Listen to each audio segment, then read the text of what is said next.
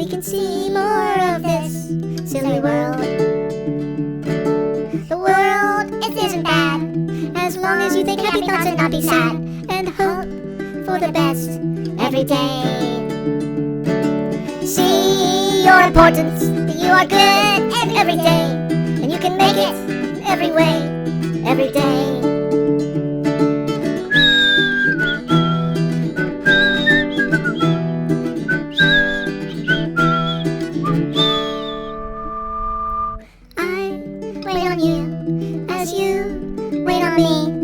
See more of this silly world. The world isn't bad, as long as you think happy thoughts and not be sad, and hope for the best every day. See your importance, that you are good every day, and you can make it in every way, every day.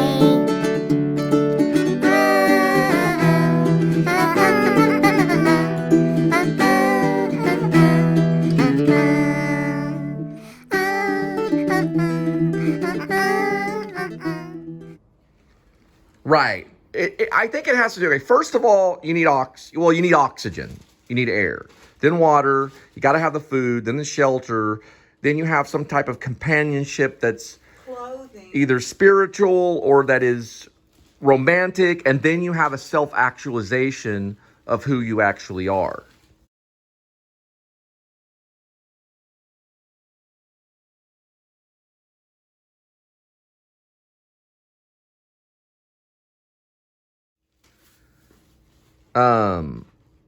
Self-actualization, some people would even say that's religion. But it's also your connection to God, and that's the highest part of the hierarchy of needs, which is Abrams. He's a psychologist. All of that probably in some way has to do with possible clutter, if that makes sense. You know, I mean, like they're connecting it to what is clutter and what is not clutter. And you have to find out. I see what I was talking about. It's Maslow's hierarchy of needs, but his first name is Abraham. Abraham Maslow's hierarchy of needs. I guess it's basically short for Maslow, Abrams, but it's Abraham Maslow hierarchy of needs is what I was talking about. So basically, you're talking about basic needs or physiological needs, then safety needs, or that would be personal needs or something.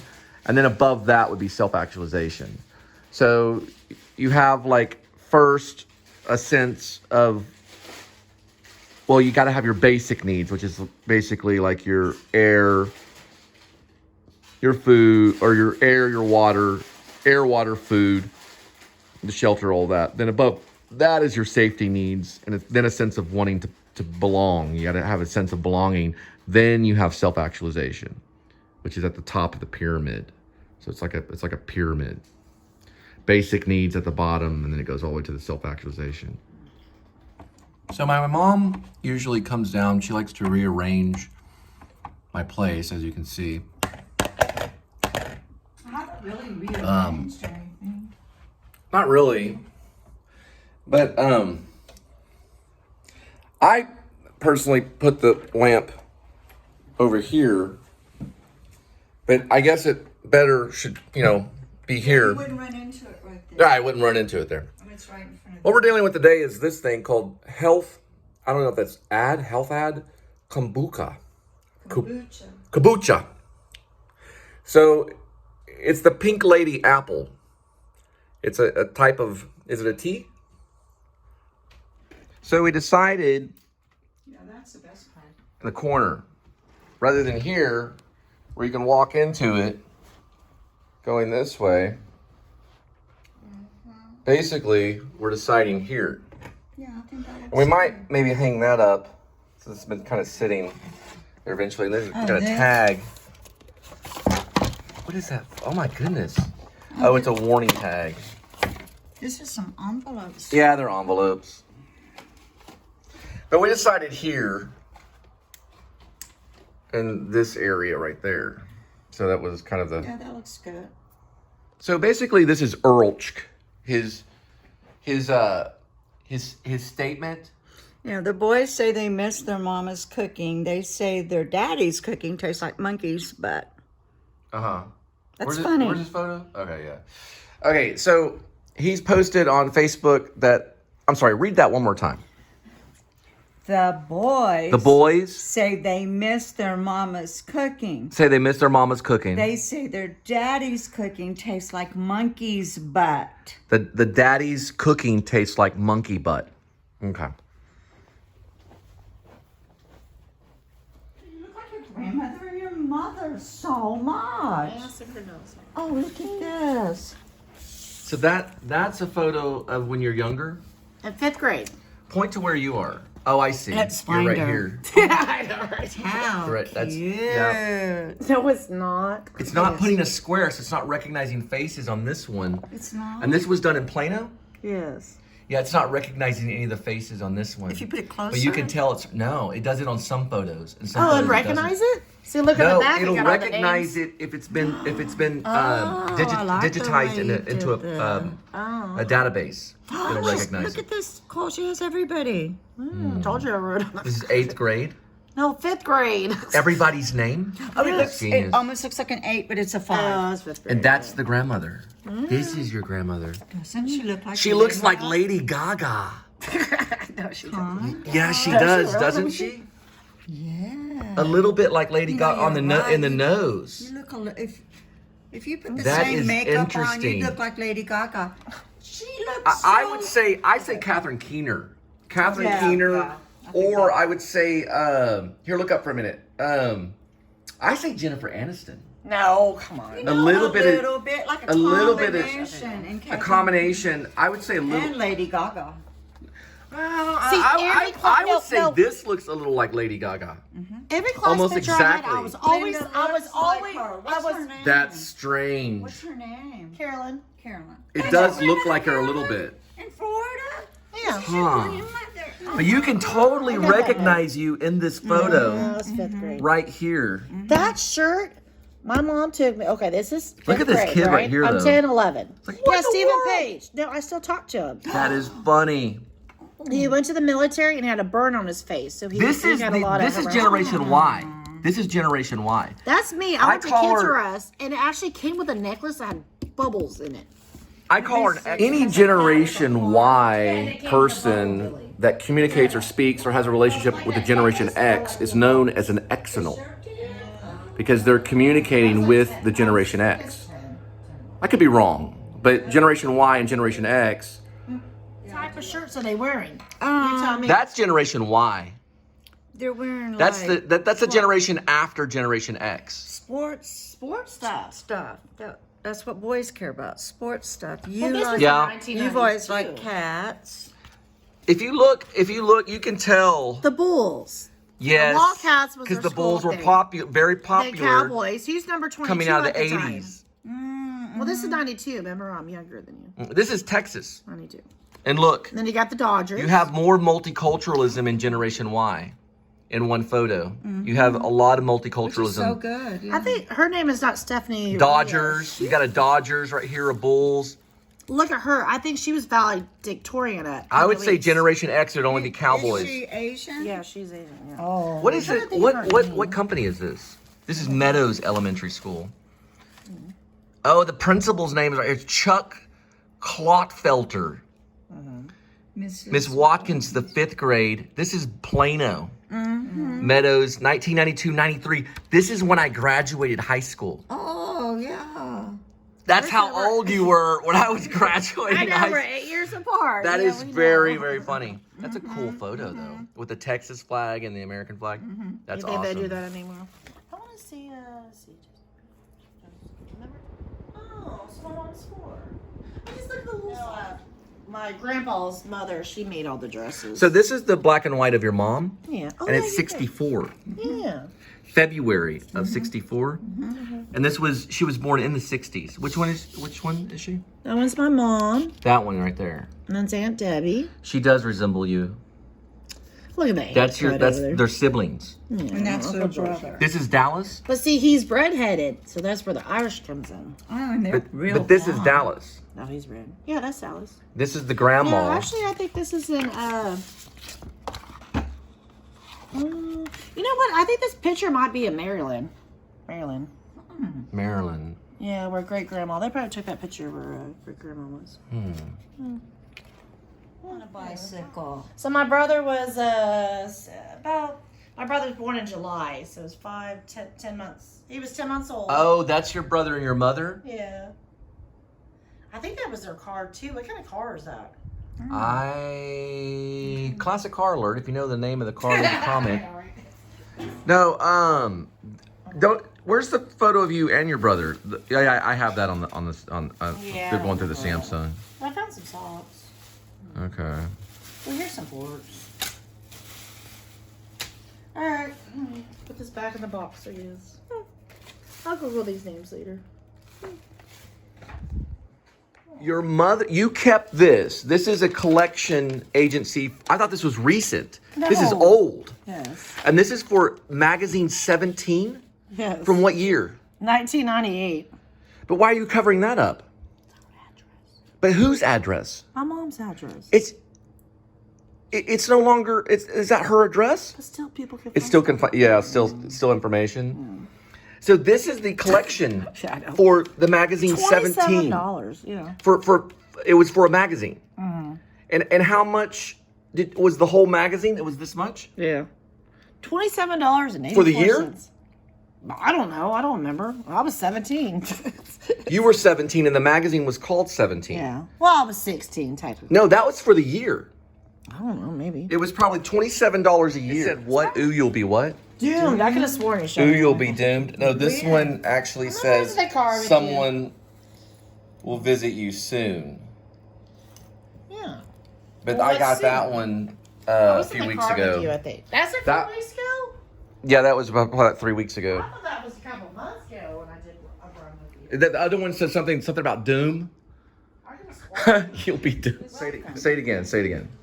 Do not hesitate to ask for help. An extra hand should always be welcome. Don't turn down when someone wants to help you. So basically, don't turn down when someone wants to help you. Yeah, that's the way Okay. Ooh, this is who helps me. Scraps from work. Oven roasted turkey breast with Swiss cheese and cucumbers. Okay, this is actually a true story, okay? So this really happened. Linda was working at Einstein Bagels, and she dropped off a bunch of bagels, like a big thing of bagels in the refrigerator, and they were already going hard. So she had left, and I had gotten mad because she left. So I took all the bagels, about 3 or 4, maybe 5, probably 6 bagels, and I threw them out. This is a true story. I went in here, I went outside here, and I threw them out of this balcony as far as I could, as far as the eye could see, where that fence is, way over there. And you know what happened the next day? They were gone. Nope. That nest was built right there. What? That nest was built completely. I mean, it was partially built. And guess what was inside the nest? Baby bird. They were eggs in there. They got a hold of those bagels and they used, I'm not lying, they used some of the bagels in that freaking nest. Wait, turn it off. Turn off for a minute. Turn off. They used some of the bagel stuff in that nest, and that nest was jeweled. One of the baby birds didn't make it, but 2 of the birds actually flew away. I saw them. They were not fully grown, but they were proud birds looking out on the nest. They looked very stoic and proud, and they flew off and had not come back. Neither does the mother. The mother did come back a little bit when the snow came. I did feed them cheap bread. No, I think one of them. Okay, this is what happened with one of them. I have it on my channel. One of the birds actually did fall out of the nest and landed in that balcony, and I thought it was a hairball. And I kind of almost lightly stepped on it, but I lifted my foot because I thought it might have been like a spider. And it was still alive. And I got that bird on footage and fed it some water, and I returned it to the nest. Whether that bird survived it or not, I don't know, but one of the birds did not survive. 2 of the birds did.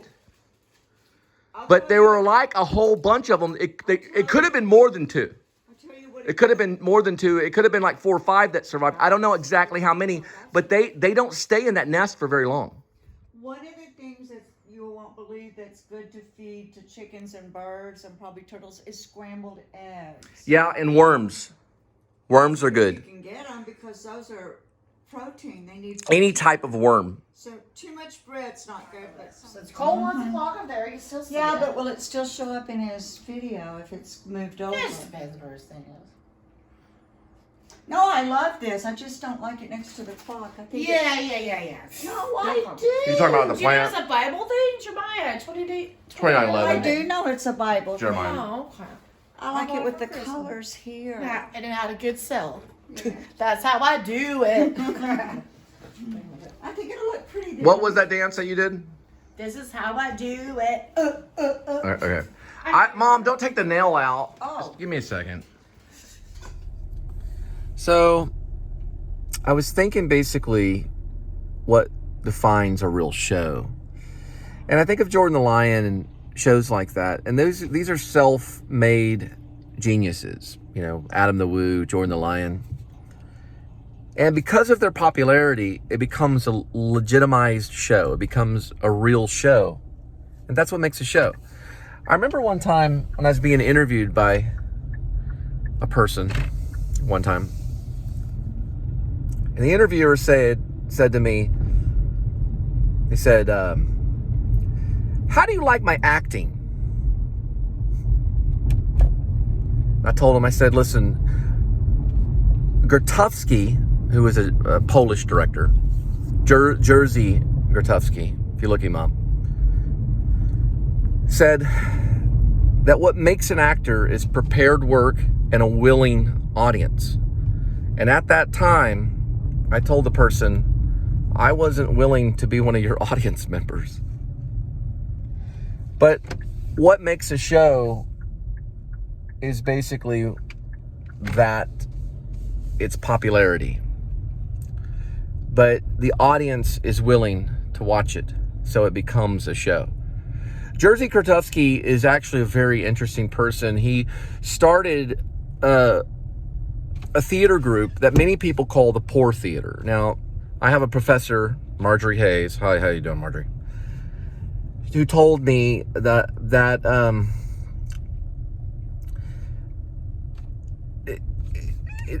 let's just put it this way. It wasn't really called a poor theater. It was like a theater lab. It was an experimental approach to theater. But the book is called In a Poor Theater, and it's out of print right now. You probably can get it on microfiche somewhere. You probably have to go to Poland. But Grotowski basically said that what makes theater is first you have an actor that's prepared. He's prepared with his body, he's prepared in his voice, he's prepared in his mind, he's prepared in his heart, and he's spiritually prepared. Then you have an audience member that's willing to watch it. That becomes theater. That's what I told the strange man that was interviewing me.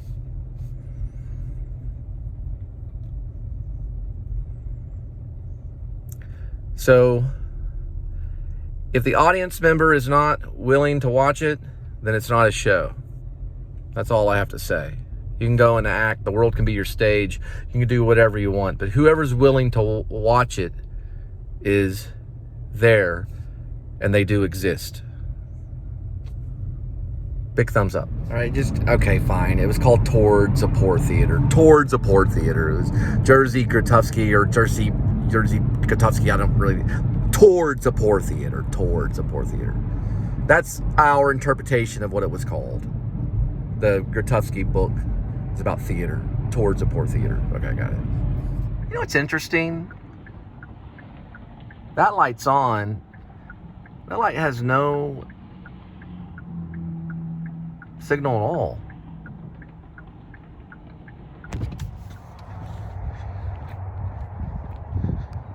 Well, it's not that cold anymore. It's just listening. I guess listening is the word. Listening, sorry.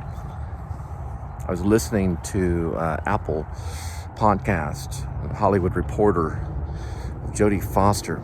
I gotta go. I got another assignment. It's amazing that woman, her story. For one thing, she was mauled by a lion when she was a little girl. Walt Disney or something. I don't know. Look it up if you know the comment. I mean, if you know what to put in the comments. Put it in the comments.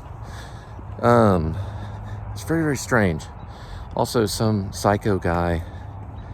She's a sensitive one. I think it was Hinckley, or someone shot Reagan in her name. Taxi driver, all this kind of crazy stuff. She's giving some kind of interview on the Manchurian something. Very, very interesting. Kind of a lady that a lot of people don't even really talk about. But some of the films that she's done, especially Silence of the Lambs, it's also kind of a spooky one. A really, really scary one, right? Actually, very horrifying. It's something else that she did about a bar wench that got in a bad situation. Or a lady in a bar that is a feminist kind of thing. There are men, too,